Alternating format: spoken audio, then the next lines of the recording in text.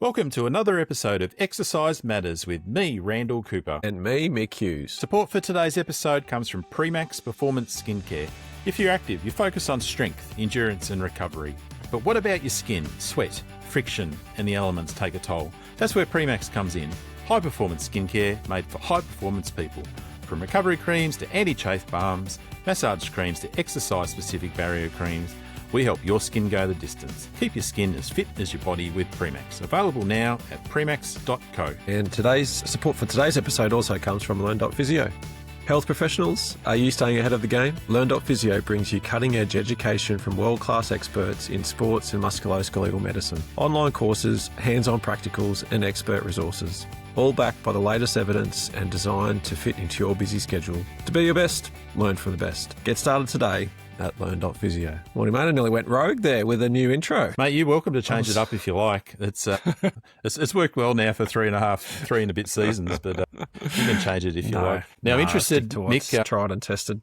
I think last time I always think that you like to kind of have there's a bit of Trump about you because you like your name on everything, and and I was reflecting on one of I think it was the last episode, maybe the one before, and you're talking about this new coffee drink that you invented. Yeah.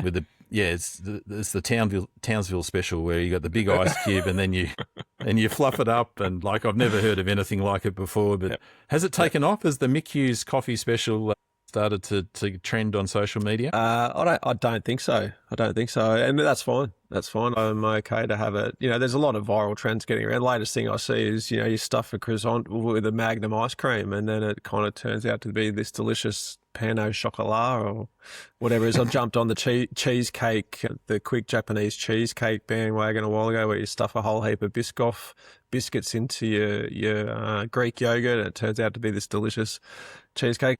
These things, the problem with this stuff, when you go to the shops to then go get your usual bits and pieces, they're sold out. So this is the problem. Like, these things go viral. And look, I don't want my coffee to go, I want to go to my local coffee shop and know that I could just get my long black, or, I want to get my coffee beans when I want them. I don't want this stuff to go. I don't think we'll ever be, to be honest. Let's be real. We're not going to ever go short and have a mass shortage of coffee beans worldwide. But, I just like to keep this one under wraps. Yeah. So I've got one here right now. You can't see it. It's hidden behind my little mug. I actually stole this off my wife. She bought this at the market the other day and now it's got this nice little dimple here where you can sort of hug onto it. And oh, that is nice. It's mine when she's not here in the house. So. Very good. I don't know if coffee can go any more viral, by the way. No. I mean, coming from Melbourne, you just can't go past a corner stop without having a good coffee shop. So, and I like it that way. So let's not change it. There was some comfort reading this morning that 5 to 6 coffees is a good mix. There's always been debate. You always pick up the latest news, or you read a new tabloid paper saying 3 coffees a day is good, 5's good, and it all waxes and wanes. But the latest research is saying 5 to 6 coffees a day is not harmful and potentially beneficial. So that kind of suits my biases down to a tea, down to a coffee. Wow. I can't drink that much. I just get far too jittery. Oh. You can. Yep. Yeah. Well, everyone needs to go back and listen to our caffeine episode. So it's Yep. Nice. Good segue. Talking about episodes, let's talk about what we're going to talk over the next couple of episodes, aren't we? This season 3 has really started off with a lot of heart. There's my dad joke for today. It's there we go. All about zone training. We did cover in the last couple of episodes VO2 max, and I suppose just in an adjacent style, the heart rate variability, which you did a great job of last week. Today we're going to talk about zone 4, which also is known as threshold training, or like the cyclists like to call it threshold training, or the runners call it tempo training, swimmers call it critical swim speed. So it's all about kind of like operating at the top of zone 4. I'll get into the definitions in a sec, but then next one that you and I do together, Mick, will be you'll be talking about zone 5 and 6. Is that right? So 5 and 6. Yep. That's the next one coming. So we've nearly on this podcast, we've almost covered them all. We actually went down to zone 0, if you remember, late in season. I didn't even know it existed until we talked about it that day. But we did a couple of episodes on zone 2, and I would encourage people to go back and listen to that one with Sebastian Sitko, because it's quite relevant to what we're talking about today, and then also what you're going to talk about next time as well. And we won't rehash it, just so we kind of keep these episodes fairly punchy. But there's some nice background there if people want to kind of discuss that. But yeah, it's these next couple of episodes are really about going hard and really getting your heart rate up and getting it in the right zone at the right time. And some of the questions we'll kind of answer, hopefully within these next couple of episodes, is what is that? What does it feel like? How hard should you go? How often should you do it? What's the evidence behind it? Obviously, I know both you and I have looked into some studies on that. So yeah, Mick, how much do you train up here, by the way? Like, is it something that, like, when you're doing your gym training, I know you've dabbled with HIIT and the 4x4, etc. Is it something that you're still integrating into your own training? Yep.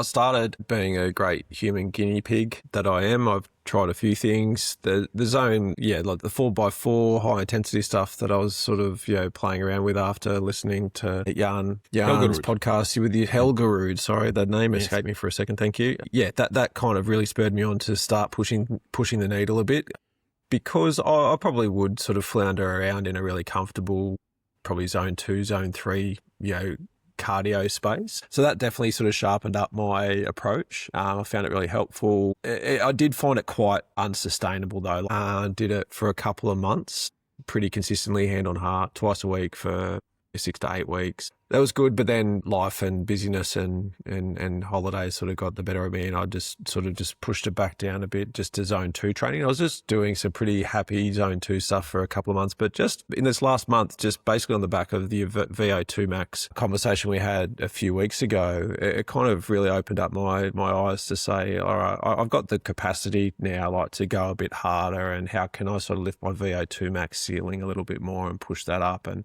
so I have got back onto, I don't know if this is the right or wrong way to go about it, but when I do like an hour, so I've got an hour in the gym most days per week, 3 out of those 5 days I'll just sit on a bike and just do an hour's worth of work. 15 minutes of that I'll push. I'll kind of just, try and get my heart rate up. I sort of go this 80-20 rule, how much you do zone 2, how much you do of sort of that high intensity work. So I'll just pick like a 15-minute time block in that time, and then just push the resistance up on the pedals and try and push my heart rate up and try and sustain it as long as I can. And I've been able to sort of hold a 15-minute section there with about 90 to 100% of my heart rate kind of max, and really, huffing and puffing my way through, and then coming off that hill and then sort of coming back down to a zone 2 to sort of finish off the session. I'm just dabbling with that approach at the moment, just purely for the time purposes. So I've enjoyed that little burst of effort. So I'll keep you posted. I know I've got to update you guys and everyone in a few weeks' time and let you all know how my VO2 max is traveling. Yeah, that sounds good. Yeah. Because it was sitting at 35 at the start of this series when I had my last sort of watch check. And I'll keep. We need probably a good couple of months of training to probably get a true treatment effect and a effect of the exercise. I'll keep you guys posted to see how this kind of method is going. But yeah, I have been getting back into that higher level training. Yeah, great. I think also from my point of view, before we just talk about zone 4 and threshold training specifically, I think that, in refreshing and looking at all this stuff over the last year or so, I now view all these different aerobic zones as very similar to a diet. And that is that there's definitely benefits of certain foods, in certain categories, and there's definitely different benefits and physiological stimuli in every single zone, and you need a varied diet and you need to go through these zones, but it's all about how much and when, and that's hopefully we can give some insight into threshold training in zone 4 today. So let's it should be fun. Good look. Yep. So in plain language, where we really want to go is we really want to get to what's called your threshold, and in plain language, this is below this intensity, your body can clear lactate as fast as it is produced. And once you push past it, the lactate starts piling up much faster than your body can clear it out. And that's when you fatigue super quickly. And everyone knows that. You run a 400-meter race, for instance, you definitely know that you've gone past your threshold. There is 2 thresholds, though. A lot of people think there's only one, but there's 2. And we did discuss this in the zone LT2 episode. LT1, lactate threshold 1, is essentially where your lactate is the first turn point of where your lactate starts to pick up. So you and I are just sitting here. We are producing lactate just by kind of living life, and the cells are doing it. But the body just clears it out at a baseline level. That will be a little bit different for everyone.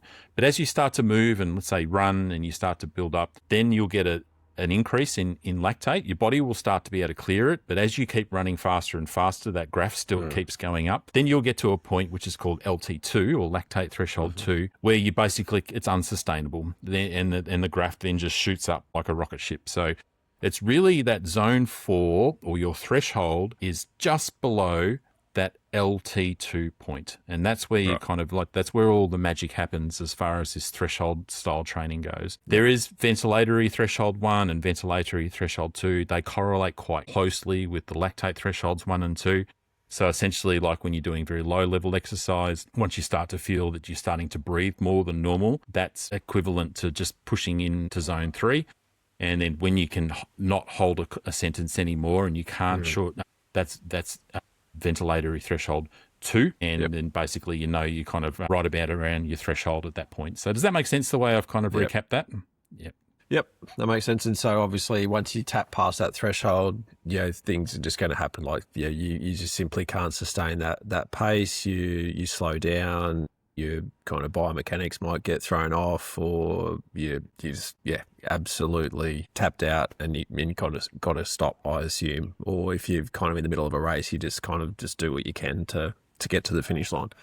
Yeah, that's it. Yeah. And just to put it another way, like that threshold, that zone, the top of zone 4, for instance, is basically the pace that you could achieve for somewhere between about 30 to 60 minutes flat out. And then you got nothing left to give. So if you're going to race let's say you're a reasonable runner and you're going to do a 10K race, then for most people, that is your all out 10K race pace is the top of zone 4.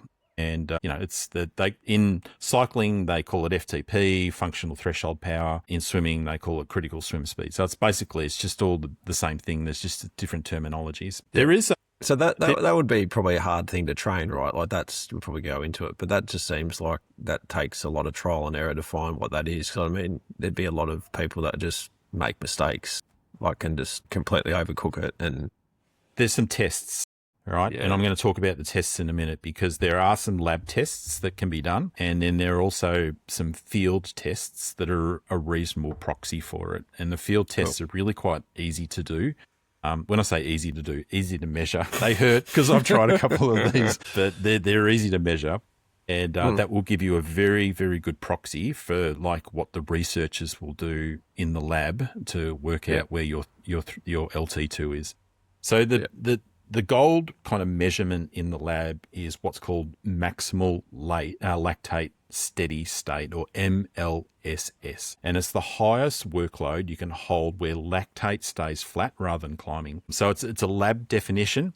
And the way they do this in practice is they get people back and forth to the lab a bunch of times, 4 or 5 times, and each test is about 20 to 30 minutes. And they'll have people exercising at a certain level. They'll take their lactate levels at that point. Then they'll get them back a day or two later and they'll crank them up another, few watts or whatever it might be. And at that point, they know exactly where they sit as far as what their maximal lactate steady state is. For those who are exercise scientists who are listening to this podcast, or even if you just really want to read about this, the paper that I read about it, which seems to be the definition by it all, is by Bilat and colleagues.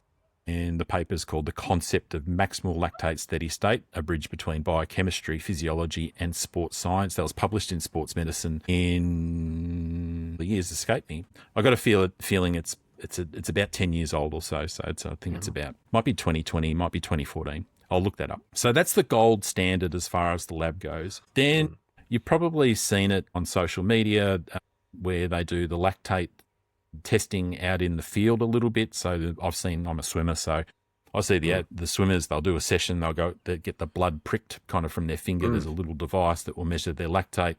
They'll go and do another 10 or 15 minutes of a certain session, and they'll come out and then have their lactate taken again. So that can be done in running, swimming, or cycling, or anything. And they're trying to establish what the LT1 and the LT2 is. There's also the gas analysis. We spoke about VO2 a couple of episodes ago, where you're hooked up to a mask in the lab And they can also calculate VT1 and VT2 from changes in breathing patterns and also oxygen and carbon dioxide levels there as well. So there's 3 kind of lab things that can be done: the MLSS, the lactate testing, and also the gas analysis. They're very much revolved around the elite end of the spectrum and the research. So for everyday athletes like you and me, we don't really do that. But in the field, you can do some tests.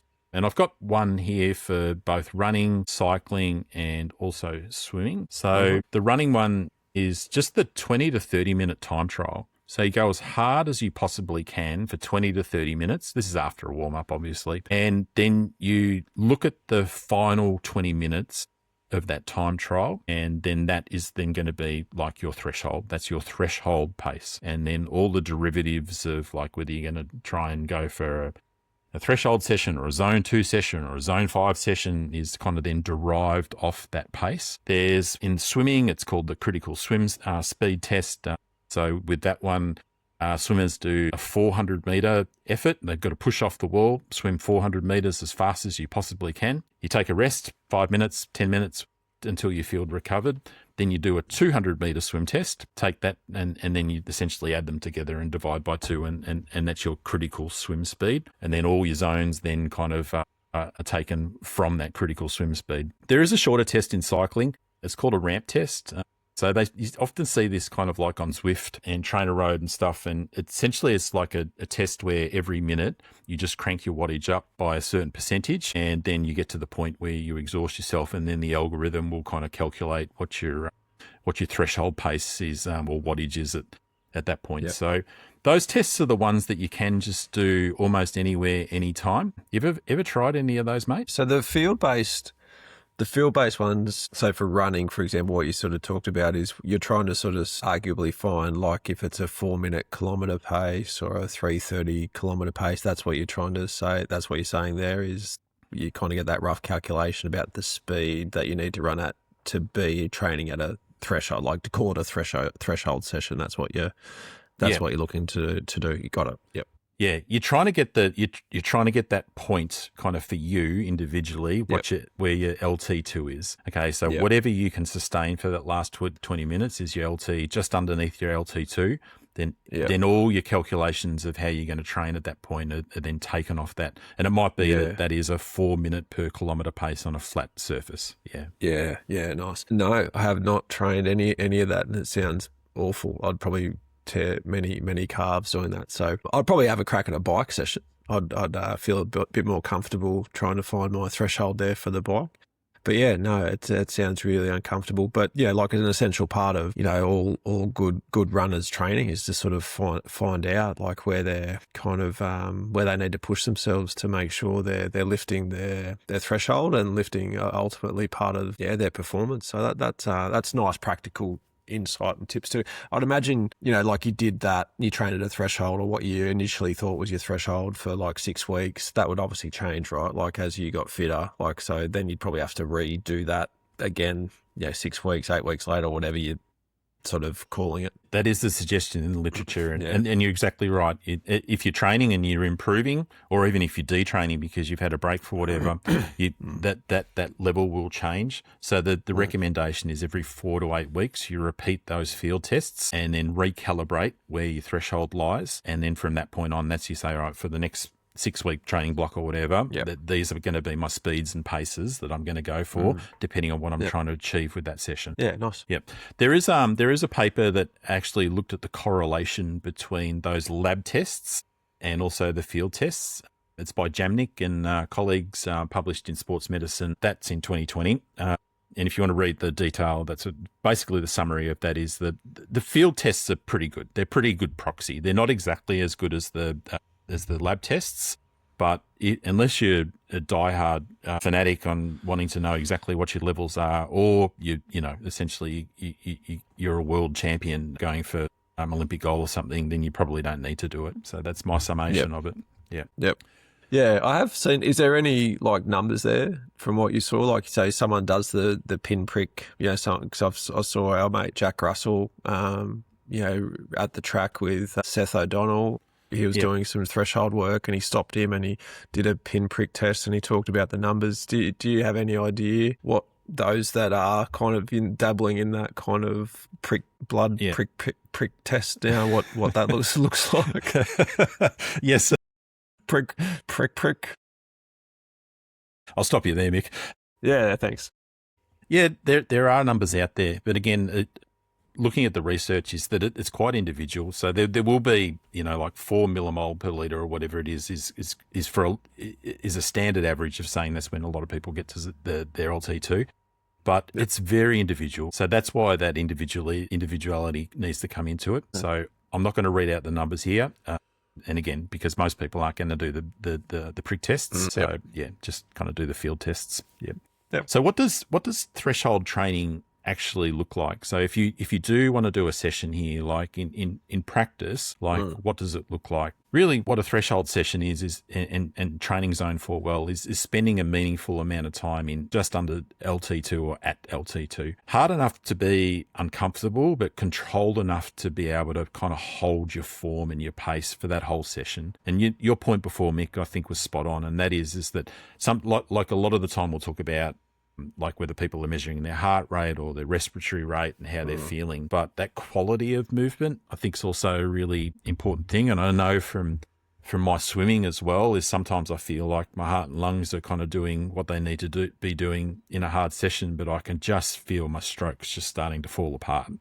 And it's like, I'm tired, I'm not coping with this, I'm pushing it harder than probably what I think I am. And then I need to kind of adjust accordingly. So making sure that you're kind of being able to control what you do on all aspects is important. So an example for running would be you might do 3 lots of 10 minutes at threshold pace with 2 to 3 minute recoveries between each of those 10-minute intervals. A cycling one would be 2 lots of 20 minutes at your functional threshold pace with 5 minutes in between. That's the typical session what a lot of cyclists will do. And swimming would be like your 10 100s with short intervals, or 6 200 with kind of only a short rest break at that point. So you want it to be uncomfortable, but still being able to be in control.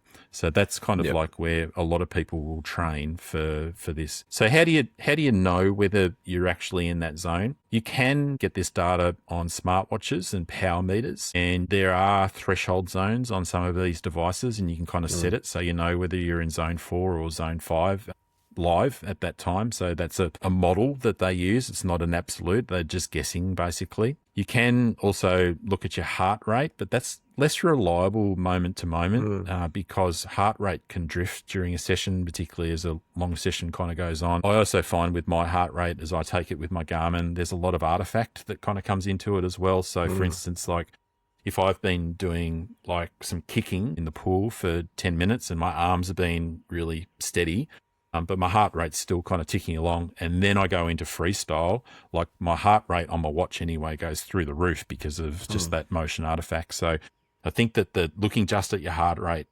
is probably not the best thing. The best thing to do really, again, the summation from the literature is that field test and measuring yourself against that field test measurement for you, and setting your zones off that pace. So for me, being a swimmer, for instance, like if my critical swim speed is 1 minute 30 per 100 meters swum every time, I know that's my zone. So if I want to be doing kind of like those 6 or 10 100s, for instance, I might try and come in on 130, but then go on 135 or 140, every single session, and same kind of goes for the runners.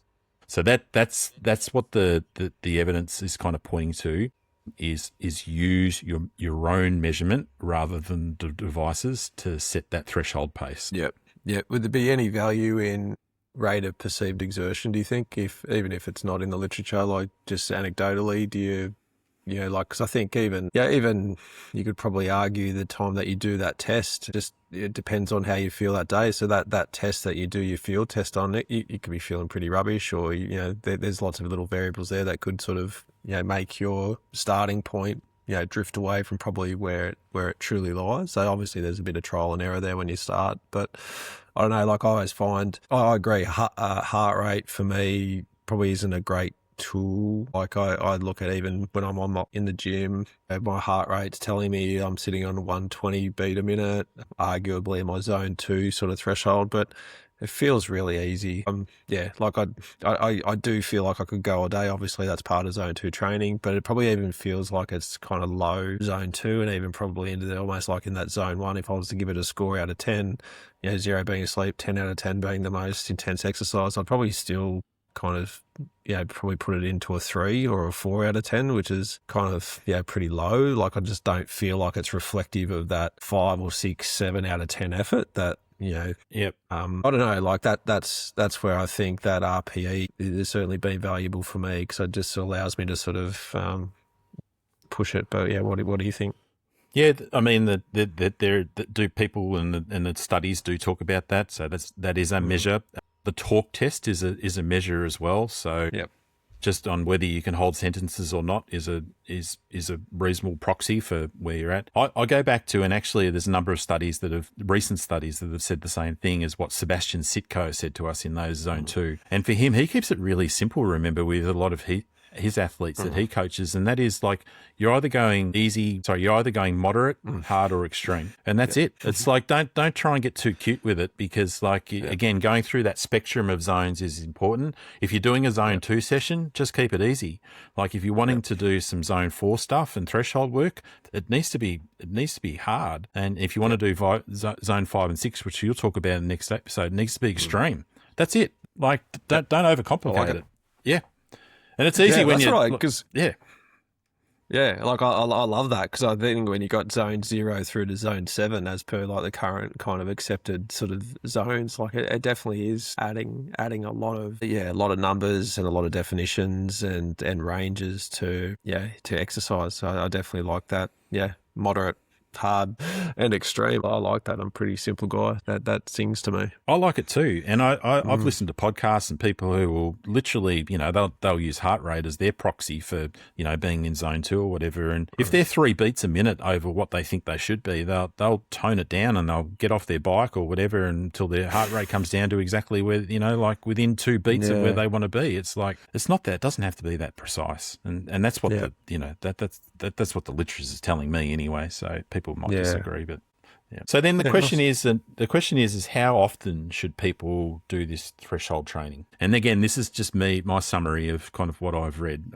over the last week or two. So across the studies, like a lot of elite endurance athletes will do somewhere between about 10 and 14 sessions a week. And again, we've discussed this in previous episodes. 80% of those training sessions are easy, or 80% of the time of those training sessions, I should say, are easy, and only about 20% are threshold or harder. So that equates to only 2 or 3 sessions per week for an elite athlete. Most serious amateur athletes or people who like exercising will probably train between 4 and 6 times a week. So that boils down to like 1 or 2 threshold sessions per week, and the rest is spent just kind of cruising along in an easy state. So I think it's really important for people to understand that threshold training is one of those things that you push occasionally, like regularly, but not all that often. The majority of your training still needs to be like low level and easy to get the most performance. And this is all the performance studies as well as the health ones. So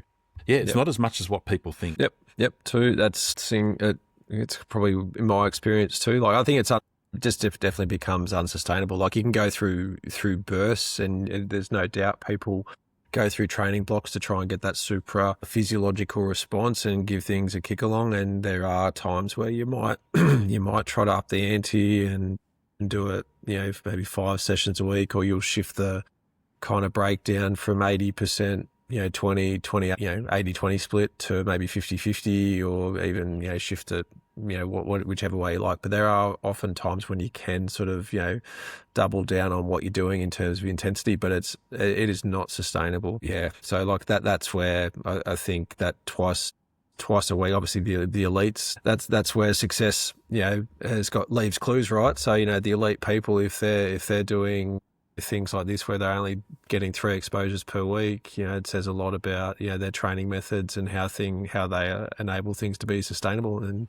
us sort of lay people who are only able to do 5 or 6 sessions a week, it just makes sense to be able to sort of do things like these hard things a couple of times a week. I think that's the thing that we can do sustainably for a longer period of time.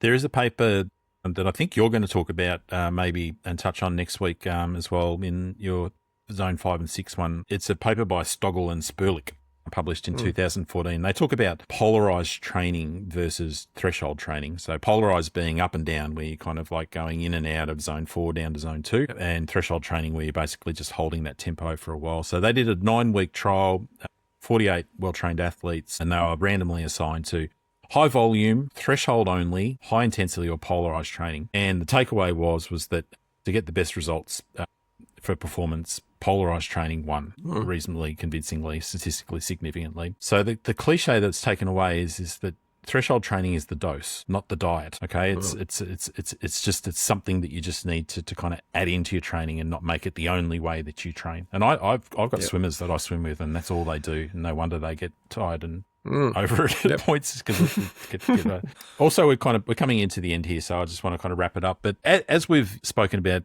in this podcast often, is that exercise can also be medicine, and that there's up until this point we've spoken about a Zone 4 training for your performance, but threshold training can improve your health as well. And there's actually there's an Aussie study, mate, believe it or not, by Look out. Gebel and colleagues in 2015. Title of it is Effective Moderate to Vigorous Physical Activity on All-Cause Mortality in Middle-Aged and Older Australians, and it was published in JAMA, Internal Medicine, in 2015. So what they looked at is they took a prospective cohort of actually 200,000 Aussie adults and tracked them for 6.5 years, comparing mortality risk by the proportion of activity done vigorous versus moderate. So if you training harder, does that actually have kind of better health outcomes than just training moderately? The results were that the total physical activity volume was linked substantially to lower risk death across the cohort. So basically, the more aerobic training you did, the less chance you have of keeling over. They also compared doing moderate intensity activity only with at least some vigorous activity, and that was actually linked to a further reduction in mortality risk as well. So if you're doing moderate training, it's good. If you're integrating some vigorous training in there, it's better. So that's something to do. And similar to what we spoke about in the VO2 Max episode as well, is that you just need to do enough. So there was kind of like some level of ceiling effect in it, that you just don't train hard all the time. And we should actually do is down the track, we should do an episode on some of the problems that when people do train to excess all the time. And I know we've spoken about red S and stuff in the past, but just particularly on your cardiac health and whatever, I think that's kind of something maybe we should tackle. But yes is the answer. If you want to live a long and healthy life, your cardiorespiratory fitness is very important, and tapping into your Zone 4 and 5 as you get older is still important as well. Yep. Nice summary, mate. That's good, and definitely a good key point is, I think people have a tendency to run with something that has got good legs, or if you're only just skimming the abstract and saying, vigorous activities, good, and you sort of, do that 5 days a week. I think we're going to have a really nice topic there on overreaching or overtraining, or, bone stress injuries and that kind of stuff. That's definitely going to be like a nice topic to discuss. But everything in moderation, right?